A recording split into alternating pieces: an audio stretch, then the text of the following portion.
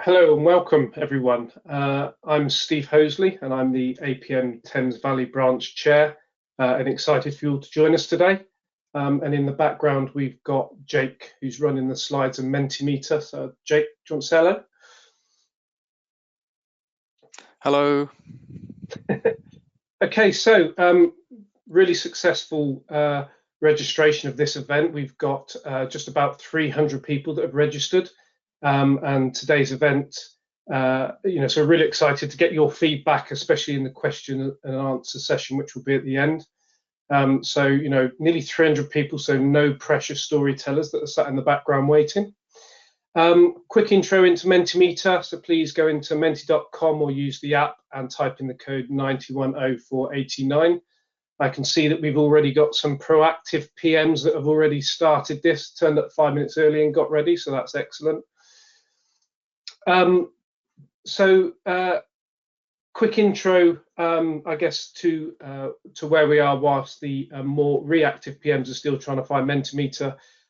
This is PM storytelling.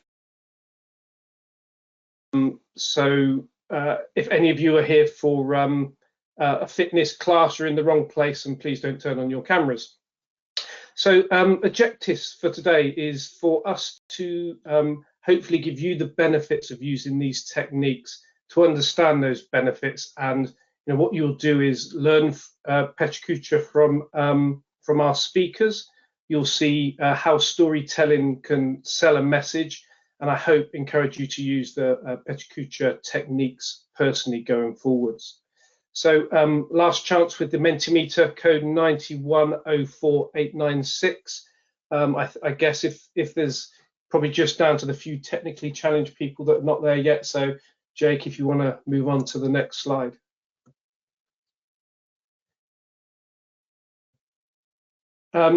So today's agenda, we have three storytellers, Paul, Greg and Kathy, covering very different stories from digital, agile and something that's, very, very cold. You can ask the questions as we progress using Menti at any point, and we do encourage you to do this. And then if you can upvote rather than ask the same question again, it will help us a lot. We will, as I said, answer the questions at the end of the three stories. So there'll be a Q&A session right at the end where I hope you will make sure you ask the three people some very challenging questions. So moving on, PechaKucha, what is it? It's PechaKucha is a Japanese word for chit chat. Started in Tokyo in 2003 by architects that were seeking to make presentations more fun and image based. So the idea, the format is there is 20 slides, and each slide you have 20 seconds. And I am mean, and the storytellers don't have any control at all over these slides, and Jake in the background will be moving them on every 20 seconds.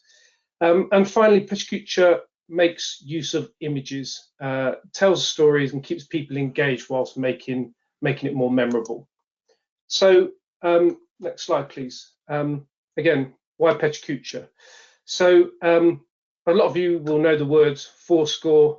7 years ago, our forefathers brought forth this continent.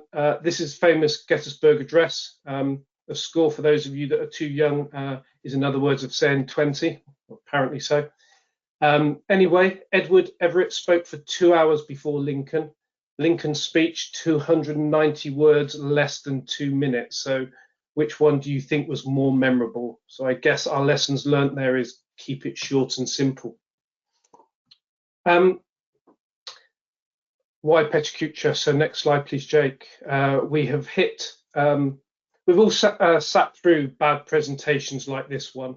People reading through the slide gets very monotonous. There is a relationship between engagement and learning, and PechaKucha may be the solution to the death by PowerPoint. Next slide. So why tell stories? We've been telling stories around campfires for millennia. We create empathy and better engagement to the audience with this style. And the scientific stuff it better appeals to the variety of people's learning styles, visual, auditory and kinetic. So next slide. So over to your turn again. We'll be asking this question again at the end. So please, be honest with your opinion. We'll look at where the changes are as we move forwards. So first one, I plan to use PechaKucha. I plan to use telling stories in the presentations.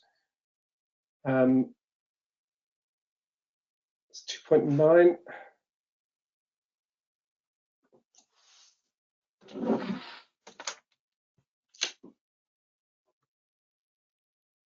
Okay, I'm going to take note of those numbers and bring them back up later. So next slide, please.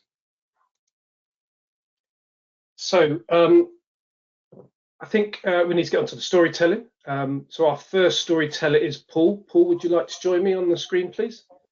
Here I am. Paul. So don't be frightened, everybody. He can't get to you.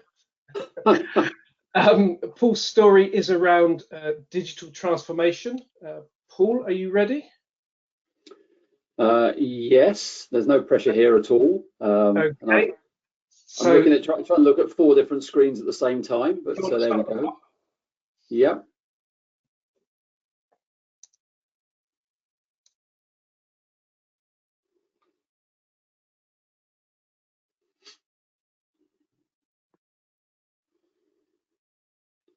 Just waiting for my initial screen to come up, and then the pressure's on every 20 seconds. So and I won't do any introductions of myself. I'll do that later. Good afternoon. The photo on the left-hand side is a bit of a metaphor of what I'm trying to do here, which is run through what a leading-edge digital transformation program looks like in 6 minutes and 40 seconds. What I'm trying to get across is the scope, the scale, what are the benefits we achieve, and how do we do it on a greenfield site, and then how has COVID changed what we do? Digital technology is about enabling business transformation. So my organization comes from different business areas, different national cultures, different ways of working, different tools, mainly lots of Excel spreadsheets. So we need to look at how we throw this stuff away and look at how connected we actually want to be. My focus was on, we've got a lot of tools, and quite a few of them are both single and specific use, and they're literally all over the place. So what do we do around looking at these and discovering what we've got? What are our interim solutions looks like? What spreadsheets do we use? And how do we throw out the rubbish? And what's the right spanner for what we want to try and achieve? Can you remember this sort of technology? I look quite young, but believe me, I'm not. In the 80s when I joined, this was the kind of standard.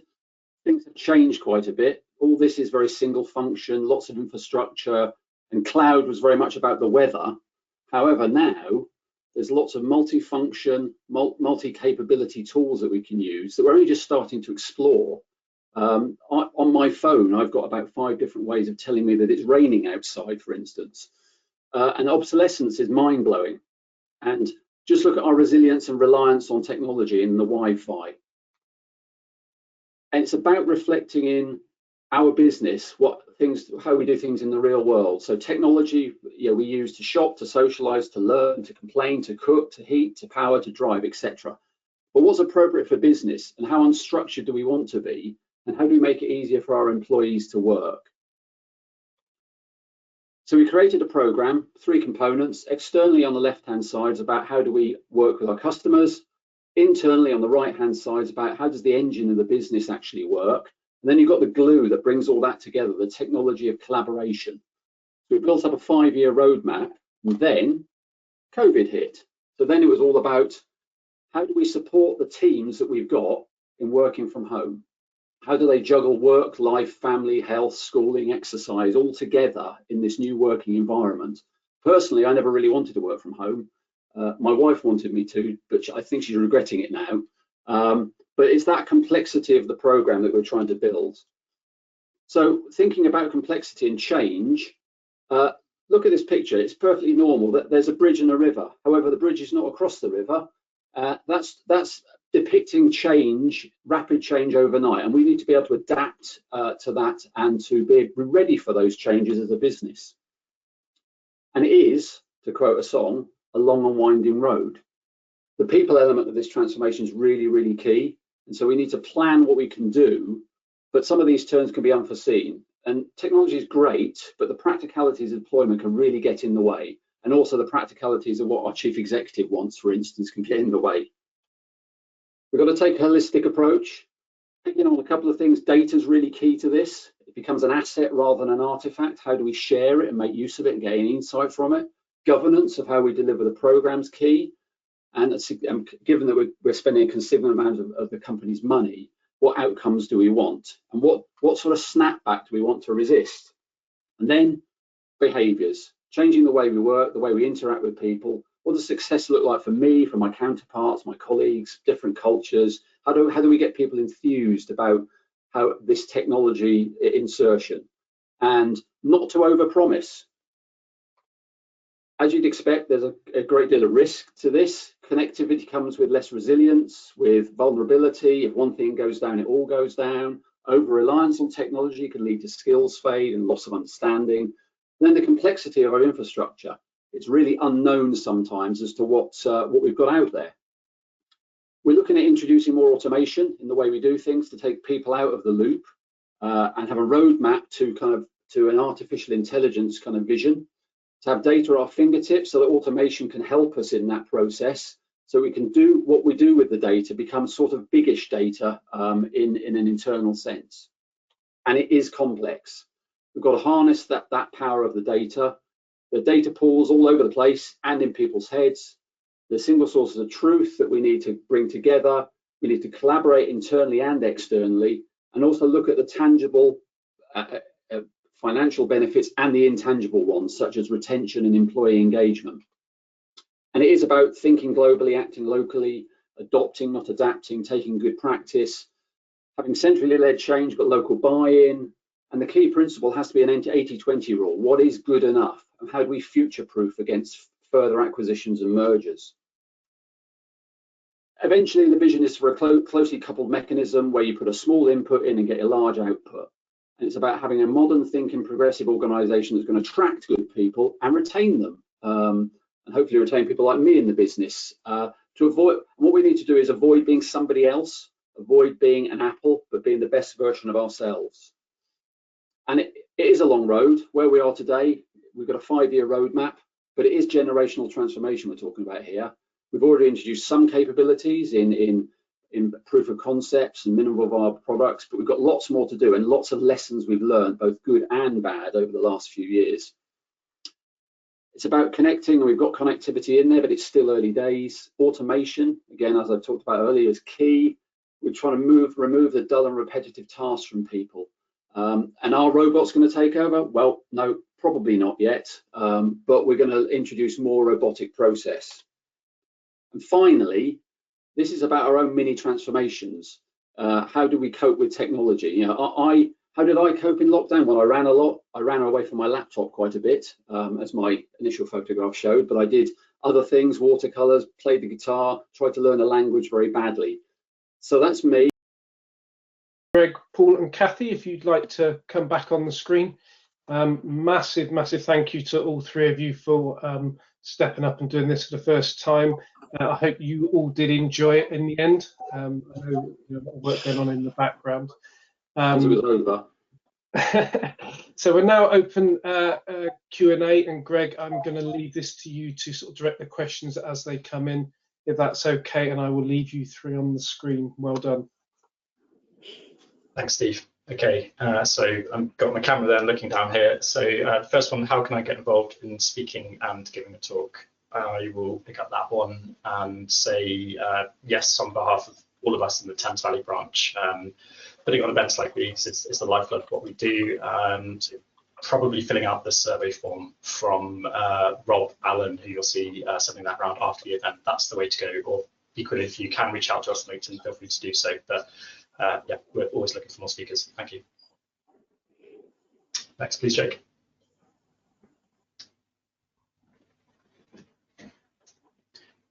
Paul, over to you.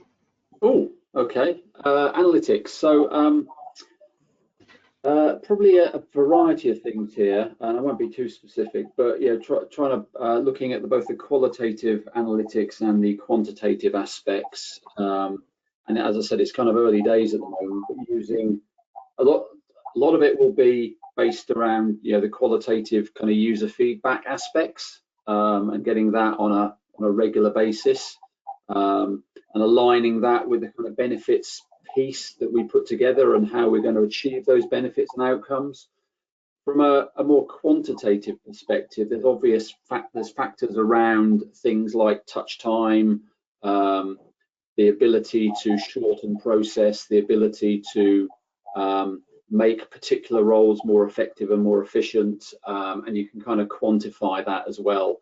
And some of it will be around, let's take our HR process at the moment, and we've delivered quite a significant capability into that. And that's really about making the performance management function and capability more efficient, and we can kind of we can quantify that as well as qualify it. I don't know if that's really helped as much. And a lot of these tools come with their inbuilt analytics anyway, around usage and errors and etc. So it's a blend. I think the answer is.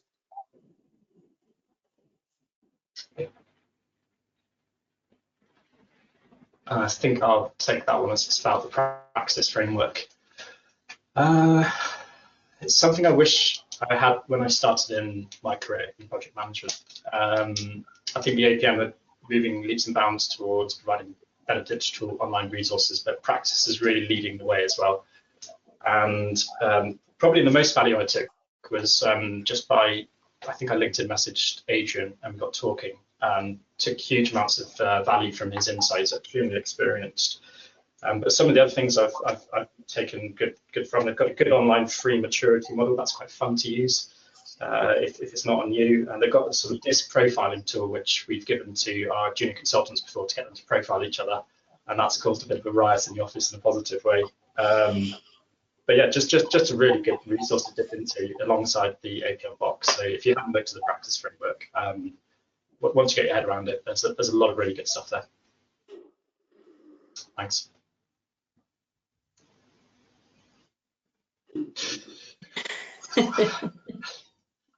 A while. Kathy, do you want to go on that one? It's been a labour of love, hasn't it, guys? We've been talking about it since Christmas, talking about the storytelling, how that's going to work, where the highs, where the lows were.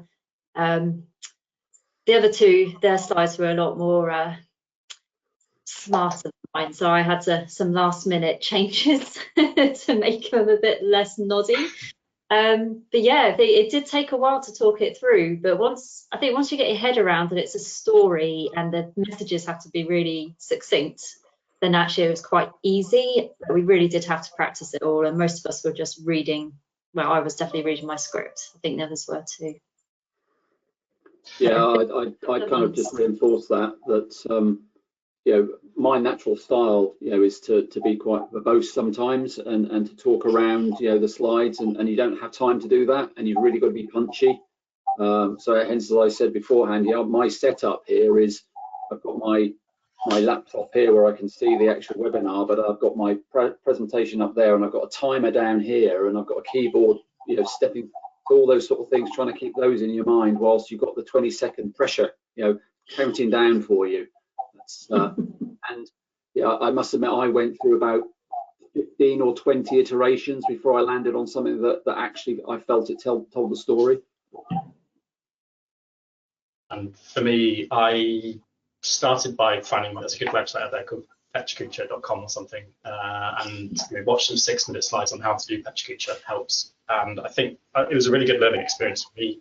But time-wise, the plan for me was, I think, to, before you start writing slides, think about your story, think about the structure of your story, so beginning, middle, and end, if you want to use as a Socrates, or there's plenty of other methods out there. So get that right first, and then, get your slides are something that kind of came a bit later, but it's quite a rewarding process to go through, time-consuming, but very rewarding. Okay, we'll move on to the next one, Jake.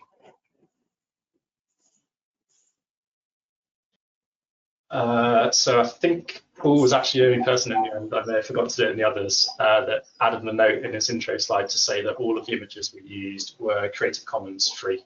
So I used Flickr, otherwise PowerPoint is very good for the online images.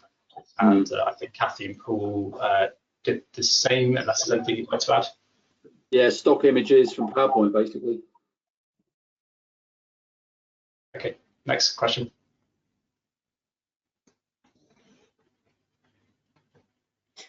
I think, Kathy, that's one for you. What was the cause of maintained motivation during training? So as we're doing it as a relay, so there were two of us doing it together, we're in a team, so we were committed to each other, to making swim successful for each other. So that definitely motivated us with our training, but also raising money for two great charities. One was West Berkshire Homeless and the other was a charity around palliative care for disabled kids. So we did get fatigued. I did, especially trying to fit it around a full-time busy job. But I think the motivation really came that we were doing it as a team. I think if you were doing it as a solo swim, then you would have to dig a bit deeper. That's really impressive, by the way, Kathy. That's the first time I've seen you do your talk properly. I'm inspired to swim, but maybe not the channel anytime soon. Right, next one, Paul. Yep. So I had a quick sneaky peek at this before, and I think we mean automation tools rather than tools, which it makes it easy for me, or at least I'm going to interpret it that way.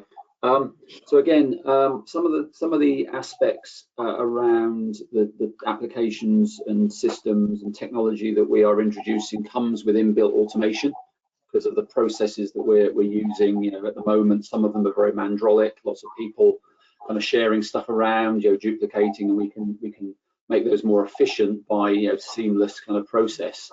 But we are also looking at specific automation activities, and as I said, it's a bit of a roadmap from where we are to kind of an AI kind of, you know, vision with steps in between. And the first steps around what is, I guess, termed as, and I'm not an expert in this, so bear with me, is around robotic process automation. So it's about bringing in a technology, in this case it's Blue Prism, as a way of taking a process and breaking it down and working out how we can introduce robotics into that process, so that we take, you know, effectively the man in the loop is just the beginning and the end of the process. So for instance, as a good example, we've used that to good effect in our basic security clearance process. So whilst a lot of it is driven by people getting security clearance, there is an element of seeking references that can be done in an automated fashion. And we've demonstrated over the period of a year, given that we're a defence company, so we had a lot of people coming through on security clearance, savings of several hundreds, if not thousands, of man hours in just that automation process, just with one robot sat on a server, you know, doing this kind of dull and dreary tasks. So that's one instance, really. That's really impressive, Paul. So thank you. At least that there wasn't an R before the O there, Paul, and you're not developing automation trolls, which is how I almost came out well in the end. Okay, I'll pick that up. Should I? Would you consider using PechaKucha in the future as preparation seems more onerous? Would you revert back to typical presentation? I think a combination of the two for me. So the unconference that we were talking about, I think a PechaKucha talk at the beginning of the conference it could be a really quick way to ignite interest in an event. It's fast, it's fun, you can innovate on it further. You know, we did talk about doing, you know, surveys at the end of it and having a bit of sort of like a mic night vibe, but we're a bit worried about going down that line.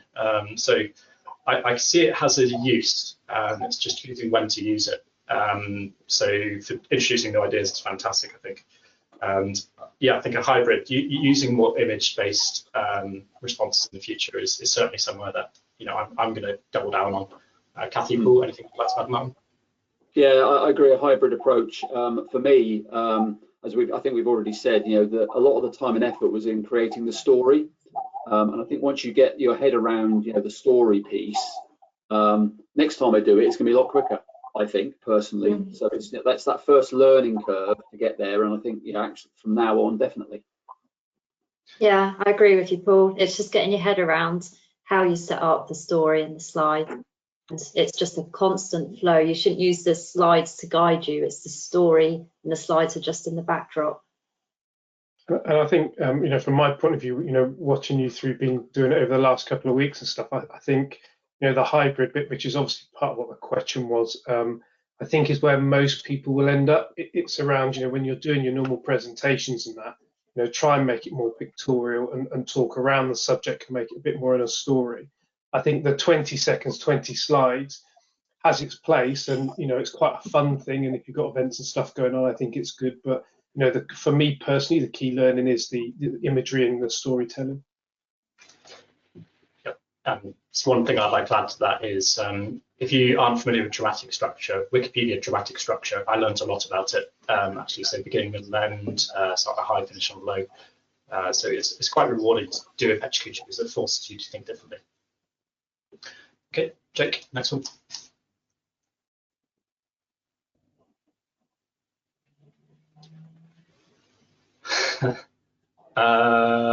Can I tell you what the number was? No, I can't. But what I guess I can tell you is that it was higher than hundreds of thousands, lower than hundreds of millions. The capex was reasonably low, but the ongoing running costs would have been quite high. So there was, of course, if we moved and procured something with potentially high ongoing running costs, that could have laboured our client with a white elephant. No, I can't, but it was quite significant. I'm assuming that's related to why we chose the management approach that we did. Yeah, I can't really say much more on that one, I think. So on to the next one, please. Kathy, one for you. Lessons from this, if I take them back to my day-to-day PM role. I think, although it was a team overall, Liz and I are working quite closely together. If you talk about it in the PM role, and we're quite different personalities. So Liz is very driven with her training, and you know, she must do it. She must be successful in all the training that she did, and it was really a great quality to see in someone, that she's so determined. So that was, for me, was really inspiring. So I kind of took that back as a personal lesson to not let things set me back and to be quite determined. Excellent. Thanks, Kathy. Next question. Next question. And there's still about 110 people online, so thanks everyone for joining in and sticking with us. You can still raise questions if you'd like. We'll stick around for another, I think, 20 minutes. So, right, it's Kathy, one for you. Did I include risk and issue management in the project preparations? Yes, we did. We looked at some of the risks today, and you know, they emerged as we were thinking about the day and about the training, and in talking to other people. Liz and I were together quite a lot. We trained together, we travelled together, so there was a lot of time to talk about that and come to our own conclusions. We didn't have a formal risk register or issues log, but I think a lot of it was done through conversation.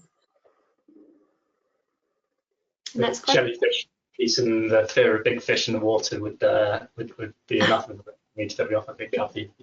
Yeah. Well, they do say nothing in the channel can hurt you, and that you should go out and just get stung by a jellyfish, so you know that it's going to be fine. What's happened on the day? It's just like a nettle sting. Okay, we've been with COVID being front and centre. I found that a quick chit chat breaks the ice and brings social interaction back to the call. Would you agree, and do you share with your teams? Paul, that's probably a good one for you, I think, if you don't mind. Yeah, absolutely. Yeah, we are trying to take more time for the kind of social piece, because you know, I see it, you know, firsthand that you know, not having that social interaction on a day-to-day basis, you know, in the coffee shop or in the corridors, or, you know, walking past somebody's desk. You've got to try and, you know, artificially introduce that in, which, you know, and there's that, you know, it doesn't feel like, you know, you should be sending meeting requests to people just to have a chit chat. So yeah, we're trying to incorporate those more social aspects into all our sessions, so that the first, you know, few minutes is around how is everybody, basically, how are you getting on. And because we've also got a lot of people who are homeschooling, having to childcare more so than ever before, and trying to, you know, juggle that, and we as kind of leaders have also got to be receptive to the fact that those things will happen. There will be interruptions, there will be challenges. And you know, I was on the call to our chief exec sort of a few weeks ago, and you know, they had, you know, kids coming into their room, and you know, so you know, it happens to all of us. Which interestingly also breaks the ice, doesn't it? Having that. So you know, Kathy, Paul and I all at one point randomly had a teddy in the background, so we all had a good joke about that. So it can help to have, I think cameras on helps me. I think I cleared out in the end. Kathy had the toy shark, which I was telling her to put on the screen, but it didn't make a difference. But, oh, there it is. Okay, yeah. It's great icebreakers to have chit chats, but I find a lot of my meetings there's quite a lot of people in, so I'll join and I'll go, hi, how's everyone, and then no one wants to speak, because then people end up speaking over the top of each other, so it can be quite difficult to manage as well. So I do take the time to reach out to people that I think might need a little bit of extra interaction, and just make sure they're okay. So for me, we've just spun up a Scrum team, and you have ceremonies there. They call them ceremonies, not meetings. But it's a daily stand-up for 15 minutes. Everyone just gives a quick update of what they did, what they've got left to do, if they've got any blockers. And it's a really light, quick touch engagement, and everyone gets visibility of what everyone's working on. And we're trying to inject some humour into their joke of the day. I was about to tell you what mine was today, but I'll say that. Okay, Paul, one for you.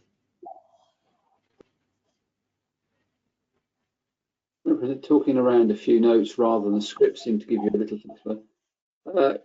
Yes, yeah, it's probably an observation rather than a question, but yeah, absolutely. As I said, I quite like to talk around stuff anyway and be a little bit flexible in what I'm saying, and sometimes that can come across as a bit verbose, but yes, it does give you a bit of flexibility, because you know people aren't second guessing what you're going to say on a slide. So if you've got 3 bullet points, you know, and people have read them, then they're expecting you to kind of talk in that order, whereas just having an image actually kind of allows a bit more impromptu-ness and a bit of surprise, really. Yeah.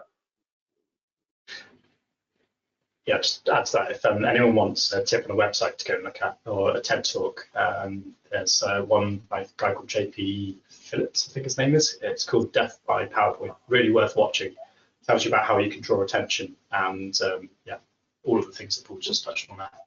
So it's Death by PowerPoint. Kathy, one for you. What high energy drinks are we talking about at each rest break? Oh, so every half hour we, when we were swimming, every half hour we had drinks, which I can't remember the name of it now. I think it's Gordon's. CNP.